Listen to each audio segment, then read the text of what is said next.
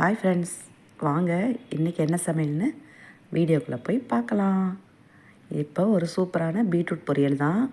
இப்போது அந்த பீட்ரூட் பொரியலுக்கு நான் உப்பு தேவையான அளவு போட்டு ஒரு கிளறி இப்போ குக்கரை க்ளோஸ் பண்ணிக்கலாம் ஃப்ரெண்ட்ஸ். இந்த சமையல் எல்லாருக்குமே பிடிக்கும். அதாவது நான் என்ன குழம்பு வைக்க போகிறேன்னா, ஒரு சூப்பரான வறுத்தரைச்ச பூண்டு குழம்பு தான் வைக்க போகிறேன் ஃப்ரெண்ட்ஸ்.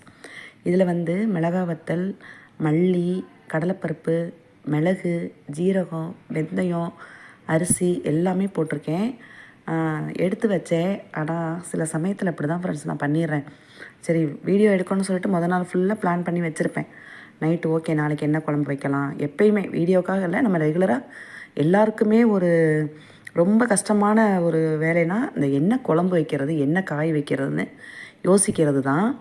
அந்த மாதிரி தான் நானும் சரி நேற்றுக்கு யோசனை பண்ணி நான் வச்சுருந்தேன். ஓகே சமையல் பண்ணிடலான்னு நான் எடுத்து வச்சுட்டு இருந்த ஒரு ஆர்வத்தில் வீடியோவில் இந்த இதெல்லாம் காமிக்கிறதுக்கு நான் வீடியோ அந்த நேரத்தில் வீடியோ கட் ஆகிடுச்சு ஃப்ரெண்ட்ஸ். அதாவது கட்டானா ஆன் பண்ணுறதுக்கு நான் மறந்துட்டேன். அந்த நேரம் யாரோ வந்துட்டாங்க. அதனால தான் இப்போ இந்த இதை சொல்கிறேன் நான் உங்களுக்கு. இதில் நம்ம தேங்காய் போட்டும் வறுத்து அரைச்சி வச்சுக்கலாம். தேங்காய் போடாமையும் மிளகு இதில் போட்டிருக்கோம் இல்லையா, அதனால் நல்லா பொன்னிறமாக வறுத்துக்கங்க. வறுத்துட்டு நல்லா நீங்கள் பொடி பண்ணி போட்டாலும் ஓகே தான், அரைச்சி போட்டாலும் ஓகே தான். நான் இன்றைக்கி தேங்காய் போடாமல் தான். இன்னும் சளி கொஞ்சம் குறையில ஃப்ரெண்ட்ஸ். இருமல்லாம் கொஞ்சம் இருந்துகிட்ருக்கு. இருமல் ஓகே பரவாயில்ல, இப்போ கொஞ்சம் ஹெல்த் பரவாயில்ல. ஆனால் அந்த ஏதோ ஒரு வசனம் சொல்லுவாங்க ஃப்ரெண்ட்ஸ், வீடியோவில் சொல்லக்கூடாது தான். சனி பிடிச்சா கூட விட்டுருவாராம், சளி பிடிச்சா விடாதுன்னு சொல்லுவாங்க பெரியவங்க.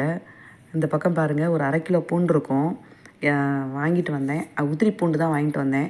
உதிரி பூண்டு உங்களுக்கு ரொம்ப நாள் தாங்காது இல்லையா, அதனால் இப்போயே வாங்கி ஒரு 20-25 நாள் ஆச்சு. நான் தான் இடையில இந்த மாதிரி விரதம், ஏகாதசி விரதம், துவாதசி, வியாழக்கிழமை இந்த மாதிரிலாம் மாதத்தில் ஒரு 10 நாள் அந்த மாதிரியே போயிடும். அப்புறம் இடையில பண்டிகைலாம் வந்துச்சுன்னா ஓகே. இன்றைக்கி நம்ம திங்கக்கிழமை தான். இது நான் நேற்றுக்கு எடுத்த வீடியோ, இன்றைக்கி நான் வாய்ஸ் ஓவர் கொடுக்குறேன். நேற்றுக்கு ஷார்ட்ஸில் பார்த்துருப்பீங்க என்ன சமையல்னு. சரி ஓகே, நல்லா பிளான் பண்ணி வச்சுருந்தேன் ஃப்ரெண்ட்ஸ். அதான் சொல்லலையா, எல்லாருக்குமே இது ஒரு கஷ்டமான வேலை தான், கஷ்டமான யோசனை.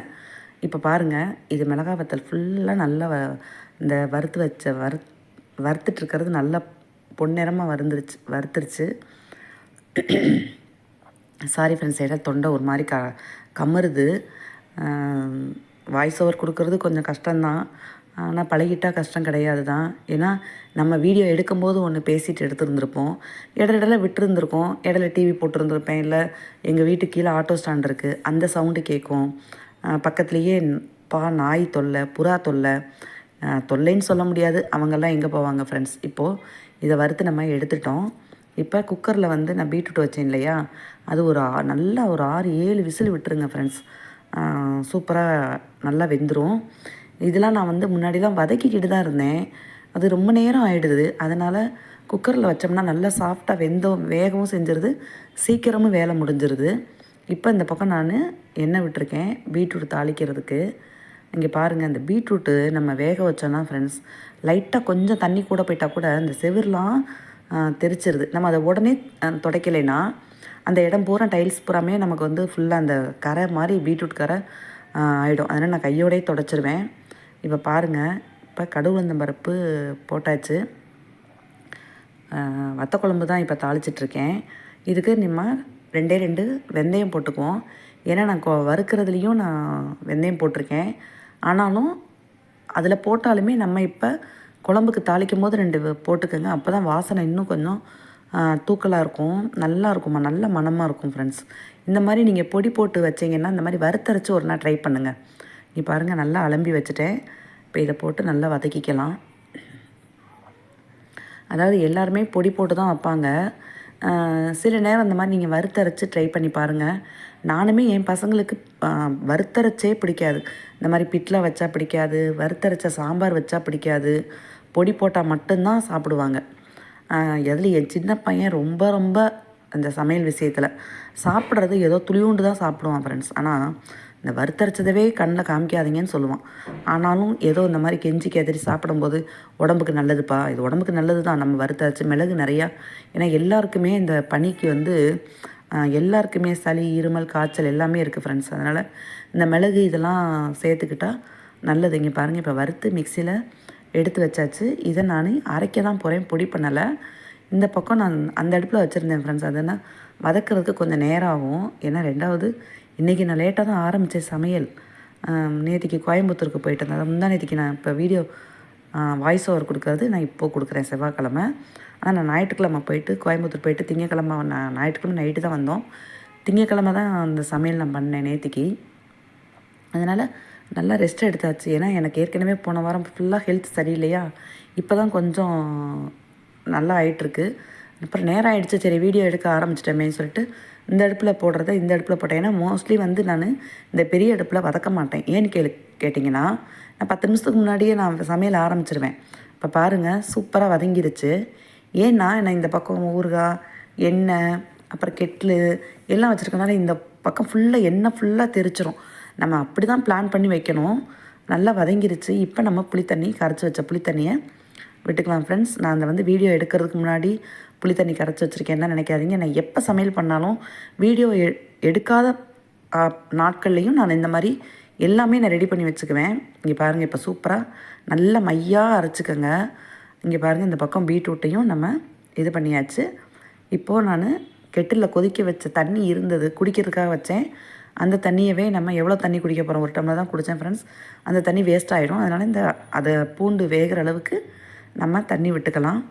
இப்போது நம்ம மஞ்சப்பொடி போட்டுக்கலாம். அதுக்கு தேவையான அளவு நம்ம மஞ்சப்பொடி, உப்பு எல்லாமே போட்டுக்கலாம் ஃப்ரெண்ட்ஸ்.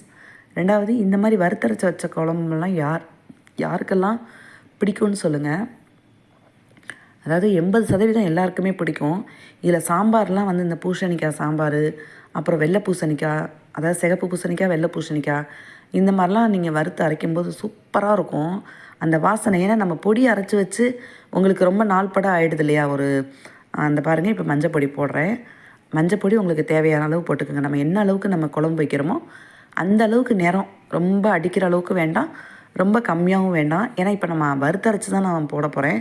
நம்ம என்ன மஞ்சப்பொடி போட்டாலும் அதை எடுத்து கொடுக்காது. ஏன்னா அந்த நேரத்துக்கும் இந்த நேரத்துக்கும் கொஞ்சம் மஞ்சப்பொடி கம்மியாக தான் இருக்கும். என் பையனுக்கு சாம்பார்னால் போதும் ஃப்ரெண்ட்ஸ். மோர் குழம்பு பிடிக்காது, வறுத்தரைச்ச குழம்பு பிடிக்காது. என்ன குழம்பு தான் வைக்கிறது சொல்லுங்கள் ஃப்ரெண்ட்ஸ். எல்லா லேடிஸ்க்குமே இப்படி தான் இருக்கும். இப்போது இதை நம்ம க்ளோஸ் பண்ணியாச்சு. நல்லா கொதிக்கட்டும். இந்த பக்கம் நான் வந்து இங்கே பாருங்கள், இப்போ க்ளோஸ் பண்ணியாச்சு. ஏன்னா நான் மோஸ்ட்லி அதுக்கு தான் இந்த சைடில் நான் வைக்க மாட்டேன். சின்ன அடுப்பு, இந்த மீடியம் அடுப்பில் தான் நான் யூஸ் பண்ணுவேன் எப்பயுமே. இப்போ பாருங்கள் ஃப்ரெண்ட்ஸ், தலைன்னு கொதிக்குது. சூப்பராக இருக்கும் ஃப்ரெண்ட்ஸ். ஆனால் நல்லா இந்த குளிர்காலத்துக்குள்ள நல்லா சுட சாதம், நான் எப்பயுமே சாதம் இறக்கணுன்னே சாப்பிட்ருவேன். இது கலர்ஃபுல்லாக இருக்கிறதுக்காக 2 பச்சை மிளகாய் போட்டிருக்கேன். ஏன்னா நம்ம தக்காளி சேர்க்கல, அந்த கலர் இருக்காது. அதனால் ஒரு 2 பச்சை மிளகாய் போட்டுக்குவோம். இங்கே பாருங்கள், இப்போ நான் இந்த அடுப்பில் மாற்றிட்டேன்.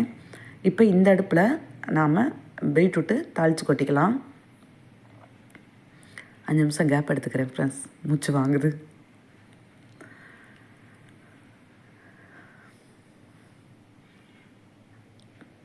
சாம்பார்னு எத்தனை நாள் தான் ஃப்ரெண்ட்ஸ் சாம்பார் வைக்கிறது. 4 கிழமைனா சாம்பார் தான் வைக்கிறோம். அப்புறம் பருப்பு ரசம் வைக்கும்போது நான் எப்போயுமே சாம்பாருக்கு பருப்பு போடும்போது ஏற்கனவே சொன்ன மாதிரி தான் புளித்தண்ணியும் கரைச்சி மறுநாளைக்கும் பருப்பு தண்ணியும் புளித்தண்ணியும் எடுத்து வச்சுருவேன். அது புளி கரைக்கிறது ஒரு வேலையானா, நான் புளியை கரைச்சி ஒரு 4-5 தடவை வடிகட்டுவேன் ஃப்ரெண்ட்ஸ். ஏன் கேட்குறீங்க, நான் வேலை பார்க்குறதெல்லாம் பார்த்தா எல்லாருக்குமே டென்ஷன் ஆகிடும் ஃப்ரெண்ட்ஸ். ரொம்ப ரொம்ப ரொம்ப ரொம்ப ரொம்ப நொரநாட்டியம் பார்ப்பேன். நொரநாட்டியம்னா அது நல்ல விஷயந்தான். நான் எப்பயுமே வந்து 1/2 மணி நேரத்துக்கு முன்னாடியே ஆரம்பிச்சிருவேன். ஏன் 1/2 மணி நேரத்துக்கு முன்னாடி ஆரம்பிக்கிறீங்க, உங்களுக்கு சமையல் பண்ணுறதுக்கு 2 மணி நேரம் ஆகுமானா கண்டிப்பாக கிடையாது. எல்லாமே எனக்கு ரெடியாக இருக்கணும். அது ஆரம்பத்துலேருந்து நாங்கள் கேட்ரிங் பண்ணோம் ஃப்ரெண்ட்ஸ். அதனால் அந்த பழக்கமே தான் இன்றைக்கும் வருது. ஏதோ ஒரு வசனம் சொல்லுவாங்க, அந்த வசனம் வீடியோவில் சொல்ல வேண்டாம். இங்கே பாருங்கள், அந்த பக்கம் தலன்னு குழம்பு கொதிச்சிட்ருக்கு. இந்த பாத்திரம்னா அலுமினிய பாத்திரம்னா யூஸ் பண்ணுறேன்னு நீங்கள் நினைப்பீங்க. ஏதோ சில்வர் பாத்திரம்னா வச்சா அந்த 2 வதக்குனாலே ஈஸிக்கும் ஃப்ரெண்ட்ஸ். ஈஸிக்கும்னா ஒரு மாதிரி ஆகிடும். ஏன்னா அலுமினிய பாத்திரம் கொஞ்சம் நல்லா இருக்குது. அதை கொஞ்சம் மாற்ற ட்ரை பண்ணுறேன். இப்போ இந்த பக்கம் வந்து கடுகு, உளுந்தம்பருப்பு, 1 மிளகாய் வத்தல் கிள்ளி போட்டிருக்கேன் பீட்ரூட் தாளிக்கிறதுக்கு. இந்த பூண்டு குழம்புக்கும் இந்த பீட்ரூட் பொரியலுக்கும் சூப்பராக இருக்கும் ஃப்ரெண்ட்ஸ். இன்றைக்கி வந்து நான் பூண்டு குழம்பு, பீட்ரூட் பொரியல், அப்பளம் தான் பொரிக்க போகிறேன். என் பையனுக்கு என்ன நீங்கள் வடை பாயாசத்தோட எவ்வளோ சமையல் நீங்கள் பண்ணி வச்சாலும் அம்மா அப்பளம் இருக்காம்மா அப்படிம்பா. உண்மையிலேயே ஃப்ரெண்ட்ஸ், என் பிள்ளைங்க கிடைக்கிறதுக்கு நான் ரொம்ப ரொம்ப பூர்வ ஜென்மத்தில் புண்ணியம் பண்ணியிருக்கணும். இது நான் வீடியோக்காகலாம் சொல்லலை, உண்மையிலேயே அதுதான். என் பக்கத்தில் உள்ளவங்களுக்கு, என் கூட பழகுனவங்களுக்கெல்லாம் தெரியும். பீட்ரூட் இப்போ போட்டுக்கலாம். அது ஒரு 5 நிமிஷம் ஆகும் தண்ணி வற்றுறதுக்கு. நான் தண்ணியெல்லாம் வேஸ்ட் பண்ண மாட்டேன் ஃப்ரெண்ட்ஸ், ஏன்னா அளவாக தான் ஊற்றுறோம். இருந்தாலும் அந்த வேகிற அளவுக்காவது நம்ம தண்ணி ஊற்றிக்கணும் இல்லையா? அப்போ தான் அந்த பதார்த்தம் நல்லா வேகும், அந்த பொருள் நல்லா வேகும். இல்லைன்னா மேலே தண்ணி நீங்கள் கம்மியாக வச்சிங்கன்னா மேலே இருக்கிற பொருள் வேகாது, பீட்ரூட் வேகாது. நீங்கள் என்ன காய் போட்டாலுமே நம்ம என்ன காய் அளவு போடுறோமோ அந்த அளவுக்கு நீங்கள் தண்ணி விட்டுக்கோங்க. நம்ம என்ன தான் கம்மியாக வச்சாலும் தண்ணி தெறிக்க தான் செய்யும் சில காய்கறிக்கு மட்டும். இப்போ இதை நம்ம க்ளோஸ் பண்ணி வச்சுக்குவோம். அம்மா அப்பளம் இருக்காம்மா அப்படின்னு இப்போ வரையும் என் குழந்தைங்க அம்மா அந்த சமையல் பண்ணுங்கள் இந்த சமையல் பண்ணுங்கன்னு கேட்கவே மாட்டாங்க. இப்போ நம்ம அரைச்ச விழுதை போட்டுட்டு மிக்சியில் ஒரு அலம்பி ஊற்றியாச்சு. இப்போ இது இன்னும் ஒரு 10 நிமிஷம் நல்லா கொதிக்கட்டும். ஏன்னா நம்ம பொடி போட்டால் ரொம்ப நேரம் ஆகும். நம்ம கொதிக்கிறது அதாவது குழம்பு கொதிக்கிறதுக்கு வத்துறதுக்கு நம்ம இந்த அரிசி இதெல்லாம் போட்டிருக்கோம் இல்லையா? அதனால் உங்களுக்கு இந்த குழம்பு வந்து சீக்கிரமே கெட்டி கொடுத்துரும். ஒரு 10 நிமிஷம் கொதித்தோடனே நம்ம இறக்கிடலாம். இந்த பக்கம் பீட்ரூட்டுக்கு 2 கருவேப்பிலை போட்டுக்கலாம். இப்போ வரையும் ஃப்ரெண்ட்ஸ் பிள்ளைங்க வந்து தேங்காய் போட்டுக்கலாம். நான் வந்து துருவி போட மாட்டேன். ஏன்னா முன்னாடிலாம் நான் துருவி போட்டால் மட்டும்தான் எனக்கு பிடிக்கும், மிக்சியில் போட்டாலே பிடிக்காது. இந்த ஏஜ் ஆகிறனாலையா இல்லை நம்ம ஹெல்த் முடியாதனாலையான்னு தெரில, சில விஷயங்கள் நமக்கு பிடிக்காத விஷயங்களை கூட நம்ம இப்போல்லாம் மாற்றிக்கிறோம். அந்த மாதிரி தான் இதில் இந்த தேங்காயும் ஒன்று. என்னால் இந்த கை ஃப்ராக்சர் ஆனனால ரொம்ப தேங்காய் உடைக்கிறது, சில்லு போடுறது, தேங்காய் துருவுறது அந்த மாதிரிலாம் என்னால் இப்போல்லாம் பார்க்க முடியலை. நம்ம வீட்டில் ஒர்க் பண்ணுறவங்க தான் இப்போ எல்லாம் எனக்கு ரொம்ப ஹெல்ப்ஃபுல்லாக இருக்காங்க. தேங்காய் சில்லு போட்டு கொடுத்துருவாங்க, எல்லாமே கொஞ்சம் ஓரளவுக்கு நல்லா ஹெல்ப் பண்ணிடுவாங்க. அதனால் தேங்காயை இப்போ நான் மிக்சியில் போட்டு தான் போடுறேன். அதாவது காலம் அதெல்லாம் இதாக வந்ததுன்னா நம்ம பேசின பேச்செல்லாம் எங்கேயோ காற்றுல போன மாதிரி போய்டும் ஃப்ரெண்ட்ஸ். அந்த மாதிரி தான் நான் எதெல்லாம் நான் பண்ணக்கூடாதுன்னு நினைப்பேனோ இப்போ அதெல்லாம் இப்போ பண்ணிடுறேன். ஏன்னா துருவி போட்டால் அந்த ஒரு அழகே நல்லா இருக்கும். அந்த துருவாமணியில் துருவி போட்டால் இப்போ எங்கே முடியுது ஃப்ரெண்ட்ஸ்? அதாவது காலத்துக்கு தகுந்த மாதிரி நம்மளும் போய்க்கணுமாங்க இல்லையா? இப்போ குழம்பு நல்லா சூப்பராக ரெடி ஆகிடுச்சு. கருவேப்பிலை போட்டுக்கலாம். இடையிட நான் என்ன பேசுகிறேன்னு, ஏன்னா அந்த கேப் கொதிக்கிற நேரம், இந்த காய் வதக்கிற நேரம்லாம் நம்ம ஃப்ரீயாக தானே இருக்கோம். அதனால் ஓகே, இந்த ஒரு நம்ம என்ன பண்ணிகிட்ருக்கோம், நம்ம என்ன செய்கிறோம் அப்படிங்கிறது நம்ம என்னை சுற்றி உள்ள ஃப்ரெண்ட்ஸுக்கு தெரியும்.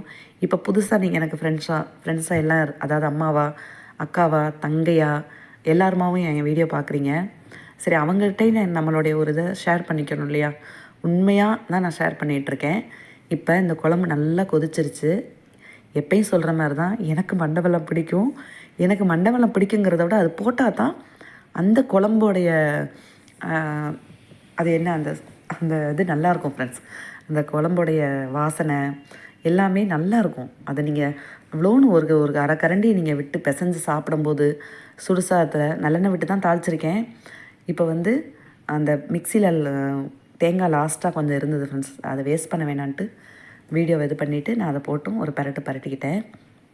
அதே மாதிரி கையோடு அலம்பி வச்சிடணும். எனக்கு அது என்னமோ நான்லாம் கொஞ்சம் வயசாச்சுமா, எல்லா வேலையும் கொஞ்சம் மாற்றிக்கங்கம்மா அப்படின்னு சொல்கிறாங்க. ஆனால் சில விஷயங்களை என்னால் மாற்றவே முடியலை. இன்னும் அதுக்கு கொஞ்சம் ஏஜ் ஆகணுமோ என்னமோ. இது பாருங்கள், இது வந்து மரவள்ளி கிழங்கு ஃப்ரெண்ட்ஸ். எவ்வளோ லேஸாக இருக்குதுன்னு பாருங்களேன். ஒவ்வொரு கிழங்கு வந்து தடிப்பமாக இருக்கும், இது ரொம்ப லேஸாக இருக்குது. அந்த மாதிரி தான் அரிசி அப்பளமும். இங்கே பாருங்கள், கையில் எடுத்தாலே நம்ம முகம் தெரிகிற மாதிரி இருக்குது. இது வந்து நான் போன மாதம் வாங்கின அரிசி அப்பளம். இது இந்த மாதம் வாங்கின இந்த கிழங்கு அப்பளமும் அரிசி அப்பளமும். இதை நீங்கள் பொறிச்சு வச்சுட்டா போகிறேன் என் பிள்ளைக்கு. அப்பப்பப்பா தேவாமிரதமாக சாப்பிடுவான். என்ன செய்ய ஃப்ரெண்ட்ஸ், நம்ம பிள்ளைங்க கேட்குறத நம்ம செஞ்சு கொடுக்க தான் நம்ம இருக்கோம். அதாவது பிளாஸ்டிக் யூஸ் பண்ணக்கூடாதும்பாங்க. ஆனால் நான் வந்து இந்த சில்வர் சம்படம்லாம் இந்த பனிக்காலத்துக்கு அந்த கூலிங் ஆகி நமத்து போயிடும். நான் இப்போ இந்த வாளியில் வந்து டிஷ்யூ பேப்பர் போட்டு நல்லா ஒரு 4-5 பேப்பர் போட்டு வச்சுட்டேன். இப்போ நான் இந்த அப்பளத்தை உடச்சிட்டு வந்துடுறேன் ஃப்ரெண்ட்ஸ். ஏன் உடைக்கிறேன், என்ன கஞ்சத்தனம்லாம் இல்லை. அந்த மாதிரிலாம் நான் கஞ்சத்தனம் சமையல் வேலை இதில் பார்க்க மாட்டேன். ஏன்னா அந்த எண்ணெய் வந்து நிறைய வச்சோன்னா நம்ம அடுத்து வந்து யூஸ் பண்ண முடியாது. அடுத்து நீங்கள் மறுநாளே பூரியோ இல்லை எண்ணெய், அந்த எண்ணெய்க்கு தகுந்த மாதிரி நம்ம என்ன பதார்த்தம் செய்கிறோமோ செஞ்சால் காலி ஆகிடும். நான் பூரிங்கிறதே போடுறதில்ல. என் பிள்ளைக்கு பூரி பிடிக்காது, போட்டாலும் 2 தான் சாப்பிடுவாங்க. மருமகளும் 2, 3 தான். நான் சுத்தமாக 1 தான், 1 2 தான். ஒரு 10 பூரிக்கு இந்த எண்ணெயை வச்சு என்ன பண்ண முடியும் ஃப்ரெண்ட்ஸ் சொல்லுங்கள். அதனால் அரையாக உடச்சிக்கிட்டேன். இங்கே பாருங்கள். ஆனால் பொரிக்கிற அளவுக்கு எண்ணெய் இருக்குது, ரொம்ப ஜாஸ்தி வைக்கலை. இதுவே நம்ம இப்போ சட்டி பெருசாக இருக்கிறனால உங்களுக்கு கம்மியாக தெரியுது ஃப்ரெண்ட்ஸ். ஆனால் எண்ணெய் அந்த அப்பளம் பொரிக்கிற அளவுக்கு எண்ணெய் இருக்குது. அதனால் பிள்ளைங்க கேட்குறத செஞ்சு கொடுக்குறதுக்கு தானே நம்ம பெற்றவங்க இருக்கோம். அதனால் நம்ம என்ன செஞ்சு கொடுத்தா பிள்ளைங்க சாப்பிடுவாங்க, மருமக பொண்ணும் சரி பிள்ளைங்களும் சரி, நம்ம செஞ்சு கொடுத்தா பிள்ளைங்க விரும்பி சாப்பிடுவாங்களா அப்படிங்கிற யோசனை தான் இருக்குமே ஒழிய, எனக்காக எனக்கு பிடிக்குன்றத நினச்சி நான் ஒரு நாள் கூட நான் சமையல் பண்ணி சாப்பிட்டதே கிடையாது ஃப்ரெண்ட்ஸ். எனக்கு நாளைக்கு நமக்கு இது பிடிக்கும், நாளைக்கு நமக்கு செஞ்சு சாப்பிடுவோம் அப்படிங்கிற எண்ணமே இப்போ வரையும் வந்ததில்லை. எல்லா பெற்றோருக்கும் அப்படி தான். ஆனால் அது இயற்கையிலே வந்துடுதில்ல ஃப்ரெண்ட்ஸ். அதேமாதிரி நாளைக்கு பேரம்பேத்தி கேட்டாச்சுன்னா பிள்ளைங்களுக்கு நம்ம 100% செஞ்சோன்னா பேரம்பேத்திகளுக்கு நம்ம 200% பண்ணுவோம். அது நம்மளையும் அறியாமல் அந்த ஒரு ரொம்ப ரொம்ப பிள்ளைங்க மேலே பேரம்பேத்திங்க மேலே பாசம் வச்சுருவோம். அவள் அது பண்ணி கொடுக்குறீங்களா, அவள் இது பண்ணி கொடுக்குறீங்களா அப்படின்னா நம்ம என்ன ஹெல்த்து முடியலைனாலும் இப்போயும் அப்படி தான் இருக்கேன் ஃப்ரெண்ட்ஸ். முடியலைன்னா ஒரு 4 நாள் 2 நாள், ஃபீவர்னால் 4 நாள், அந்த மாதிரி நம்ம உடம்பு என்ன ஹெல்த்துக்கு முடியாமல் வருதோ அதை பொறுத்து தான் நான் அந்த நாள் இழுக்கும். ஆனால் அந்த கொஞ்சம் சரியாயிடுச்சுன்னா ஐயோ என் கை காலும் நிற்காது ஃப்ரெண்ட்ஸ். ஐயோ பிள்ளைங்களுக்கு அதை பண்ணி கொடுப்போமா, இது பண்ணி கொடுப்போமா, அந்த கோயிலுக்கு போவோமா, இந்த கோயிலுக்கு போவோமா. ஏன்னா அந்த கோயில் போகிற ஏஜ் வந்துருச்சு. நான் அதாவது அந்த ஏஜ்லேயே, அதாவது கோயிலுக்கு இந்த ஏஜில் தான் போகணும், அந்த ஏஜில் போகணும்லாம் இல்லை. நம்ம கடவுள் மேலே எந்தளவுக்கு அன்பு, நம்ம கடவுள் மேலே வைக்கிறதும் அன்பு தானே. நமக்கு அந்த எண்ணங்கள் நமக்கு வரணும். ஒவ்வொருத்தருக்கும் ஒவ்வொரு ஏஜில் வரும். எனக்கு ரொம்ப வருஷம் ஆச்சு. ஆனால் ஹெல்த்து முடியலன்னா படுத்தால் தான் தலைவலி. நான் மட்டும் என்னால் எழுந்திருக்கவே முடியாது ஃப்ரெண்ட்ஸ். அது என்னமோ நான் வாங்கிட்டு வந்த வரமோ என்னமோ தெரியலை. இப்போலாம் எனக்கு இப்போ நான் 4, 5, 6 ஆப்ரேஷன் பண்ணியாச்சு.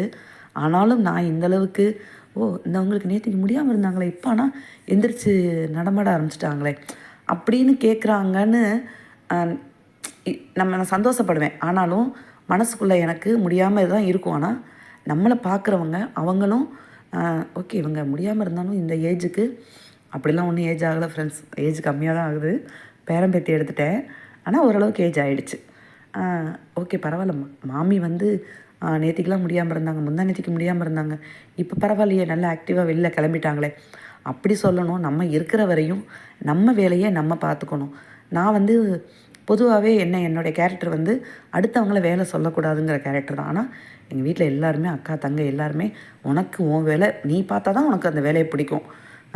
அலம்பின பாத்திரத்தவே 10 ரூபா அலம்புவேன், பெருக்கின வீடவே 10 தடவை பெருக்குவேன், உனக்கு யார் பார்த்தாலும் திருப்திப்படாது அப்படின்னு சொல்லுவாங்க. அது ஒரு ரீசனான்னு கேட்டால் அது கிடையாது. நான் யாருக்குமே சிரமம் கொடுக்கக்கூடாதுன்னு நினப்பேன். இப்போ என் மருமக பொண்ணு சமைக்கிறேன் அப்படிம்பாங்க, டிஃபன்லாம் அவங்க தான் பண்ணுவாங்க. ஆனால் சமைக்கிறேன்னு சொன்னாலுமே நான் அந்த சமைக்கிறேனே உட்காந்துருக்கும் போது எனக்கு அவ்வளோ கஷ்டமாக இருக்கும். ஏதோ என்னால் முடிகிறது, நம்ம இருக்கிற வரையும் நம்மளால் முடிகிற வேலையை பிள்ளைங்களுக்கு செஞ்சு கொடுக்கணுன்னு தான் நான் நினப்பேன். அதுக்கப்புறம் கடவுள் நமக்கு எவ்வளோ ஆயுஸ் போட்டிருக்காரு, நம்ம அடுத்து எப்படி இருப்போன்றது நமக்கு அடுத்த நிமிஷம் என்ன நடக்குதுன்னு தெரியாது. ஆனால் நம்ம இருக்கிற வரையும் குழந்தைங்களுக்கு நம்மளால் சிரமம் கொடுக்கக்கூடாது. இப்போயுமே அடிக்கடி எனக்கு உடம்பு முடியாமல் வருது ஃப்ரெண்ட்ஸ். அது குழந்தைங்களோட ஜாதகத்தில் எனக்கு இப்படி இருக்குன்னு இருக்கலாம், அந்த மாதிரி நம்மளுடைய பிராப்தமே அந்த மாதிரி இருக்கலாம். ஆனால் பார்க்குறவங்களுக்கு என்ன தோணும், இன்னும் அடிக்கடி முடியாமல் இருக்காங்க அப்படிலாம் இல்லை ஃப்ரெண்ட்ஸ். யாருமே வேணும்னே படுக்க மாட்டாங்க இல்லையா. ஆஸ்பத்திரியில் போய் 2-3 நாள் இருந்தால் கூட அதோடைய அந்த அந்த அந்த நாட்கள் ரொம்ப நரக வேதனையாக இருக்கும்.